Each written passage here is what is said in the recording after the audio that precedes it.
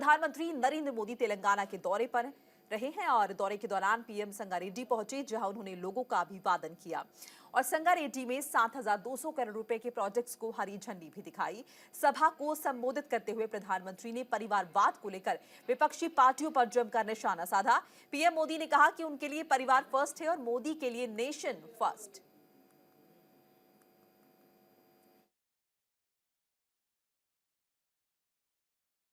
कौन किसका परिवार में क्या कर रहा है, आप जम्मू कश्मीर से लेकर तमिलनाडु तक देखिए, जहां जहां परिवारवादी पार्टियां राज कर रही हैं, वो परिवार तो मजबूत हुआ, लेकिन वो राज्य बर्बाद हुआ है कि नहीं हुआ है? वो परिवार मजबूत हो गए, वो राज्य मजबूत नहीं हुआ। क्या ये परिवारवादी राजनीति चलनी चाहिए? ये परिवारवादी पार्टियां लोकतंत्र की विरोधी है कि नहीं है? ये परिवारवादी पार्टियां टैलेंट की विरोधी है कि नहीं है? ये परिवारवादी युवा की विरोधी है कि नहीं है? और उत्तर प्रदेश की जौनपुर लोकसभा सीट से सांसद रहे धनंजय सिंह को चुनाव से पहले झटका लगा है। किडनैपिंग और रंगदारी मामले में कोर्ट ने उन्हें दोषी करार दिया है। अब बुधवार को जौनपुर की कोर्ट सजा का ऐलान करेगी। फिलहाल दोषी धनंजय सिंह को जेल भेज दिया गया है। दरअसल पूरा मामला यह है कि जौनपुर एमपी एमएलए कोर्ट ने नमामि गंगे के इंजीनियर से रंगदारी मांगने और किडनैपिंग केस में दोषी करार दिया। ये मामला साल 2020 का था।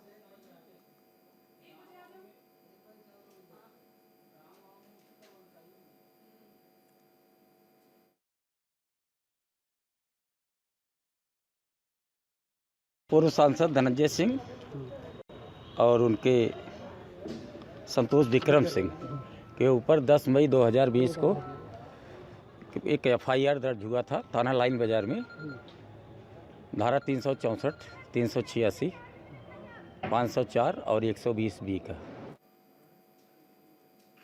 केंद्रीय गृह मंत्री अमित शाह महाराष्ट्र के दौरे पर हैं। इस दौरान उन्होंने जनता को संबोधित किया और कांग्रेस पर परिवारवाद को लेकर निशाना साधा। गृह मंत्री अमित शाह ने कहा कि एक और पीएम मोदी चंद्रमा पर चंद्रयान लॉन्च कर रहे हैं, दूसरी ओर सोनिया गांधी 20वीं बार राहुल बाबा को लॉन्च करने की कोशिश कर रही है। ये राहुल यान 19 बार लॉन्च हुआ पर पहुंचा ही नहीं। अब 20वीं बार प्रयास जारी है। तो परिवारवाद को लेकर कांग्रेस पर निशाना साधा और राहुल गांधी पर तंज कसा। महाराष्ट्र के दौरे पर गृह मंत्री अमित शाह हैं और अपने संबोधन के दौरान उन्होंने कांग्रेस पार्टी पर निशाना साधा। और देश में फार्मेसी को लेकर क्या संभावनाएं हैं और आने वाले वक्त में इस क्षेत्र में क्या बदलाव होंगे, इन्हीं मुद्दों को लेकर फार्मेसी काउंसिल ऑफ इंडिया के प्रेसिडेंट डॉक्टर मोंटू पटेल से हमारी सहयोगी गीतू चौहान ने खास बातचीत की है। सुनिए। आज इस वक्त हमारे साथ न्यूज़ इंडिया पर है फार्मेसी काउंसिल ऑफ इंडिया से प्रेसिडेंट डॉक्टर मोंटू भाई पटेल। मोंटू जी, आपका बहुत बहुत स्वागत है न्यूज़ इंडिया पर। तो सबसे पहले तो हम आपसे ये जानना चाहेंगे कि जब आपने अपने इस करियर की शुरुआत की थी तो कितना लंबा समय आपको इसमें लगा, इसके साथ साथ क्या क्या चैलेंजेस रहे? जी नमस्कार। जब मैंने गुजरात से मेरे करियर की शुरुआत हुई और 2013 में मैंने जैसे ही एमफार्म पास आउट किया और मैं गुजरात फार्मेसी काउंसिल का चुनाव लड़ा और वहाँ से फिर मुझे अपॉर्चुनिटी मिली प्रेसिडेंट की जवाबदारी की। और वहाँ पे जो पहला चैलेंज था कि जो बच्चे रजिस्ट्रेशन करने आते पूरे गुजरात से अलग अलग क्षेत्र से, उनको पूरा 1-2 दिन ट्रैवल करके वहाँ आना पड़ता था और उनके मदर फादर का भी 2-3 हज़ार पैसा खर्चा होता था। तो उसको पहली चैलेंजेस हमने ये ली और उसको पूरी गुजरात फार्मेसी काउंसिल को पेपरलेस काउंसिल की और आप पूरा ऑनलाइन अप्लाई करो और सिंगल क्लिक में आपका रजिस्ट्रेशन घर बैठे आपको आ जाएगा और आपको अपॉइंटमेंट भी है। जैसे पासपोर्ट सिस्टम चलती है वैसे हमने गुजरात काउंसिल की सिस्टम बनाई और पूरे गुजरात के फार्मासिस्ट को फ़ायदा मिला। जी बिल्कुल। और अब इससे पहले स्टेट काउंसिल ऑफ इंडिया के भी प्रेसिडेंट रहे हैं, अब नेशनल काउंसिल ऑफ इंडिया के प्रेसिडेंट हैं। कितना अंतर आप देखते हैं दोनों में? वहाँ बच्चों का प्रॉब्लम था, वो जो मैंने बोला रजिस्ट्रेशन के, वैसे ही फार्मेसी काउंसिल इंडिया का जब मैंने चार्ज लिया तो बहुत बड़े जो स्टेक होल्डर थे, मतलब जितने भी बच्चे हैं या तो कोई फार्मेसी के स्टूडेंट्स है, प्रोफेसर है, या तो इंस्टीट्यूशन के ओनर्स हैं, उन लोगों को भी पूरा इंडिया से ट्रैवल करके दिल्ली आना पड़ता था। दिल्ली आके भी 1-2 दिन ऑफिस में अपॉइंटमेंट मिले ना मिले, मतलब बहुत सारे परेशानियां थी उनको। तो उसके लिए भी दिल्ली में भी मैंने नया पोर्टल बनाया और पूरा पेपरलेस इधर भी हमने प्रोसेस किया है। और जो भी ग्रीवेंसेस है उनके लिए हमने ग्रीवेंस पोर्टल बनाया है, जिससे हर एक इंस्टीट्यूट को हम डिजिटली ट्रैक कर सके और डिजिटली वो उसको आंसर दे सके, जिससे हमारी ऑफिस की भी जवाबदारी फिक्स हो। तो बहुत सारा जो ट्रांसफॉर्मेशन है डिजिटल, क्योंकि टेक्नोलॉजी के बिना ये शक्य नहीं है, तो टेक्नोलॉजी का महत्तम उपयोग करके हमने काउंसिल को भी डिजिटल किया है और आने वाले समय में पूरी काउंसिल पेपरलेस हो और लोगों को ज़्यादा से ज़्यादा बेनिफिट मिले, ऐसा फ़ायदा किया। जी बिल्कुल। और 6 मार्च को नेशनल फार्मेसी डे है, उसको लेकर क्या कहेंगे?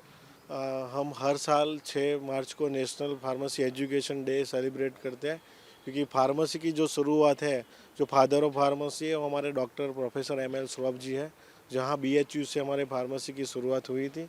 और उसका एक थीम इसीलिए रखा है कि बहुत सालों से इंडस्ट्री और एकेडमिक की गैप बहुत थी, तो इंडस्ट्री के लोग एकेडमिक के पास जाते नहीं थे, तो उनका रिसर्च वर्क दिखते नहीं थे। तो वो ये डे को इसलिए सेलिब्रेट किया है हमने कि जो टीचर और स्टूडेंट जो मतलब जो पेटेंट रिसर्च है, तो लेबोरेटरी का कोई भी आविष्कार करते तो उसको इंडस्ट्री तक पहुंचाया जाए, इंडस्ट्री के लोग आए और उसको देखें। उसी लिए हमने बेस बना के इसको थीम बनाकर हमने नेशनल फार्मेसी एजुकेशन डे को सेलिब्रेट करने का प्रयत्न किया। और अब कल पूरे देश भर में national pharmacy education day celebrate किया जाएगा। धन्यवाद आपका हमारे साथ इस पूरी बातचीत के लिए। न्यूज़ इंडिया के साथ आपने अपने विचार रखे, बहुत बहुत शुक्रिया। कैमरा पर्सन वसीम के साथ मैं Geetu Chauhan, team news India के लिए। और फिलहाल वक्त हो चला एक छोटे से ब्रेक का। खबरें लगातार जारी हैं न्यूज़ इंडिया पर। ब्रेक के बाद स्वागत है आपका। डीएमके नेता ए राजा ने देश और सनातन धर्म को लेकर विवादित बयान दिया है। राजा ने रामायण और भगवान राम पर भरोसा नहीं होने की बात कही है। इस मुद्दे पर हमारे संवाददाता आनंद कुमार सिंह ने पूर्व केंद्रीय मंत्री मुख्तार अब्बास नकवी से खास बातचीत की है, सुनिए। तमिलनाडु के मुख्यमंत्री एम.के. स्टालिन के बेटे उदयनिधि स्टालिन के विवादित बयान पे जहां कोर्ट ने उनको फटकार लगाई थी, उसके बाद उनके ही एक और नेता जो कि पूर्व सरकार में केंद्रीय मंत्री भी रह चुके हैं, ए राजा ने फिर विवादित बयान दिया है।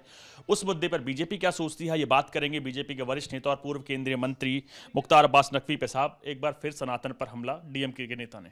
देखिए, कुछ लोगों का मानसिक संतुलन जो है वो जब बिगड़ जाता है तो इस तरह के बहके बेसुरे और बेहुदा बयान सुनाई पड़ते हैं। और ऐसे ही लोग जो है वो देश की संस्कृति, देश के संस्कार और देश की सनातन पर जो है वो प्रहार करते दिखाई पड़ते हैं, देश पर जो है हमले करते दिखाई पड़ते हैं। इसलिए हमारी तो बिना मांगी सलाह ये है कि किसी अच्छे मानसिक स्वास्थ्य केंद्र में ऐसे लोगों का इलाज होना चाहिए, ताकि वो देश के इतिहास को समझ सकें, देश के भूगोल को समझ सकें, देश की संस्कृति संस्कार को समझ सकें और अपने मानसिक संतुलन को ठीक कर सकें। सर, दूसरा क्वेश्चन ये है कि उन्होंने जो आगे बयान दिया उसमें देश की एकता और अखंडता पर भी सवाल उठाया और बताया कि देश कई प्रांतों में और सभ्यता में बटा हुआ है। जो कि जिनका दिमाग बागी हो, वो इतिहास के जो है ज्ञान देते फिर रहे हो, तो पहले दिमाग को ठीक करें, फिर इतिहास का ज्ञान दें। सर, आखिरी सवाल ये है कि कहीं ना कहीं चुनाव के नजदीक पीएम पर भी निजी हमले किए जा रहे हैं और सनातन पर भी लगातार हमले किए जा रहे हैं। आपको क्या लगता है, इंडिया गठबंधन का ये एक मुद्दा है लोकसभा चुनाव को देखते हुए? देखो, गाली के हिस्ट्री शीटर मवालियों के कुंठित कुनबे का कॉमन कार्यक्रम शुरू से क्या रहा है कि देश के संविधान पर हमला करो, देश की संसद पर हमला करो, देश के लोकतांत्रिक मूल्यों और मर्यादाओं पर जो है वो हमला करो और नरेंद्र मोदी जी पे प्रहार करो। ये एक शुरू से रहा है, क्योंकि ये आज भी इस बात को एक्सेप्ट नहीं कर पा रहे हैं कि नरेंद्र मोदी जी इस परिवार तंत्र को पछाड़ करके जो है वो किस तरह से बिना रुके हुए, बिना थके हुए देश के आम लोगों, देश के गांव, गरीब किसान, झुग्गी झोपड़ी के इंसान तक विकास की रोशनी पहुंचा रहे हैं और ग्राउंड जीरो के ग्लोबल हीरो कैसे बने हैं। हमसे बात करने के लिए बेहद ही शुक्रिया सर। कैमरामैन भूषण कुमार के साथ मैं आनंद कुमार सिंह, न्यूज़ इंडिया, दिल्ली। 2024 के लोकसभा चुनाव में परिवारवाद बनाम पीएम मोदी पर हमला मुद्दा बन गया है। पीएम मोदी पर विपक्ष लगातार हमला कर रहा है और वहीं बीजेपी भी परिवारवाद पर हमला कर रही है। इस पर हमारे सहयोगी आनंद कुमार सिंह ने जेडीयू के वरिष्ठ नेता और मुख्य प्रवक्ता केसी त्यागी से खास बातचीत की है, सुनिए। 2024 के रण में बीजेपी जहां परिवारवाद पर हमला कर रही है, वहीं विपक्ष प्रधानमंत्री पर निजी तौर पर हमला कर रहा है। इस स्टैंड पे जेडीयू का क्या स्टैंड है, ये बात कर देंगे जेडीयू के वरिष्ठ नेता और प्रमुख प्रवक्ता केसी त्यागी जी से। सर, आप लोगों का क्या स्टैंड है इस पे? हमारा स्टैंड तो समूचे विश्व को पता है। समाजवादी आंदोलन जातिवाद के, भ्रष्टाचार के एंड अब ऑल परिवारवाद के खिलाफ रहा है। भारत का ही नहीं, हम पूरे विश्व में परिवारवाद के और डायनेस्टिक सक्सेशन के खिलाफ है। पिछले दिनों मैंने लंदन में राज अभिषेक के समय हजारों लोगों को उसका विरोध करते हुए देखा था। भारत में इसकी शुरुआत कांग्रेस पार्टी ने शुरू की। पंडित नेहरू, इंदिरा जी, उसके बाद कांग्रेस पार्टी में डायनेस्टी राज करती रही।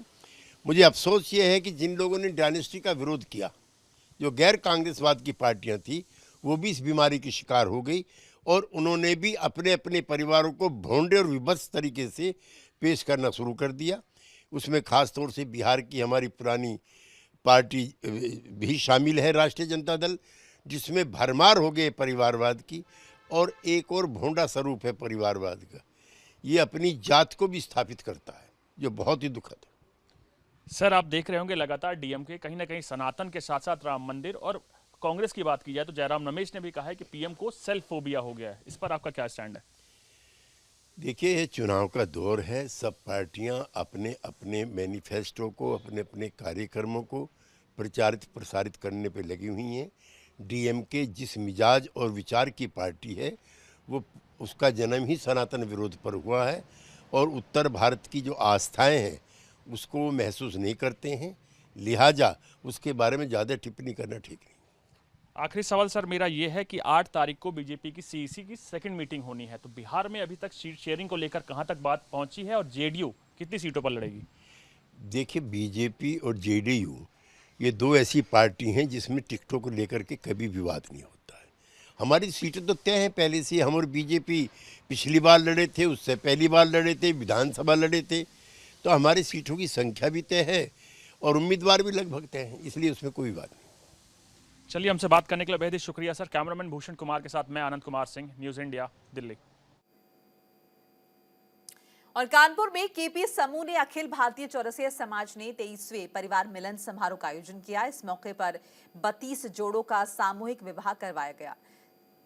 सभी जोड़ों ने एक दूसरे को वरमाला पहनाकर पूरे हिंदू रीति रिवाज के साथ अग्नि के 7 फेरे लिए और 7 जन्मों के लिए शादी के बंधन में बंध गए।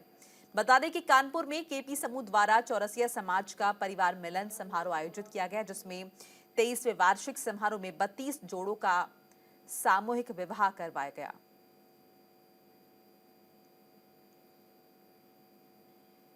और इसी के साथ ही इस बुलेटिन में फिलहाल इतना ही, लेकिन न्यूज़ इंडिया पर खबरें लगातार जारी। नमस्कार।